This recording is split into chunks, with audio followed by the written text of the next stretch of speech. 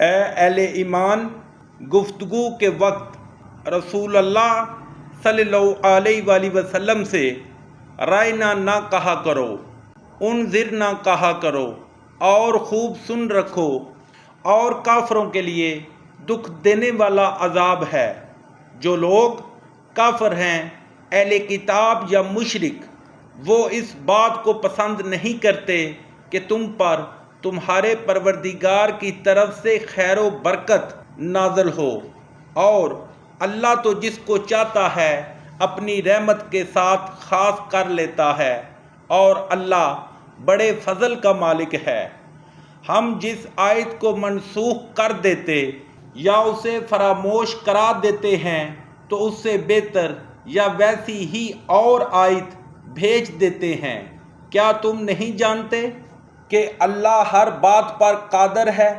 تمہیں معلوم نہیں کہ آسمان اور زمین کی بادشاہت اللہ ہی کی ہے، اور اللہ کے سوا تمہارا کوئی دوست اور مددگار نہیں؟ کیا تم یہ چاہتے ہو کہ اپنے پیغمبر سے اسی طرح کے سوال کرو جس طرح کے سوال پہلے موسیٰ سے کیے گئے تھے؟ اور جس شخص نے ایمان چھوڑ کر اس کے بدلے کفر لیا، وہ سیدھے رستے سے بھٹک گیا۔ بہت سے اہل کتاب اپنے دل کی جلن سے یہ چاہتے ہیں کہ ایمان لا چکنے کے بعد تم کو پھر کافر بنا دیں، حالانکہ ان پر حق ظاہر ہو چکا ہے، تو تم معاف کر دو اور درگزر کرو یہاں تک کہ اللہ اپنا دوسرا حکم بھیجے۔ بے شک اللہ ہر بات پر قادر ہے۔ اور نماز ادا کرتے رہو اور زکوٰۃ دیتے رہو، اور جو بھلائی اپنے لیے آگے بھیج رکھو گے اس کو اللہ کے ہاں پا لو گے۔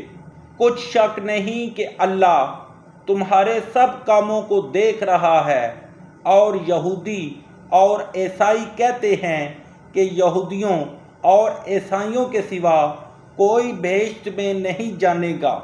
یہ ان لوگوں کے خیالات باطل ہیں۔ اے پیغمبر صلی اللہ علیہ وآلہ وسلم، ان سے کہہ دو کہ اگر سچے ہو تو دلیل پیش کرو۔ ہاں، جو شخص اللہ کے آگے گردن جھکا دے، یعنی ایمان لے آئے، اور وہ نیکوکار بھی ہو، تو اس کا صلہ اس کے پروردگار کے پاس ہے۔ اور ایسے لوگوں کو قیامت کے دن نہ کسی طرح کا خوف ہوگا اور نہ غمناک ہوں گے۔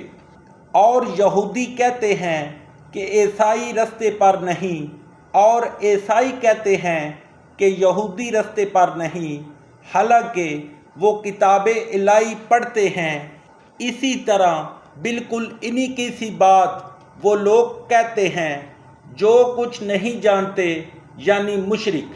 تو جس بات میں یہ لوگ اختلاف کر رہے ہیں، اللہ قیامت کے دن اس کا ان میں فیصلہ کر دے گا۔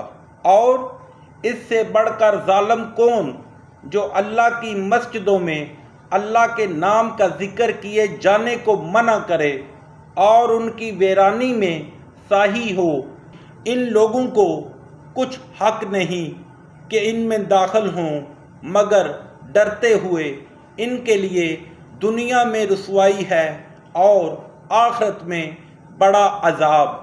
اور مشرق اور مغرب سب اللہ ہی کا ہے، تو جدھر تم رخ کرو ادھر اللہ کی ذات ہے۔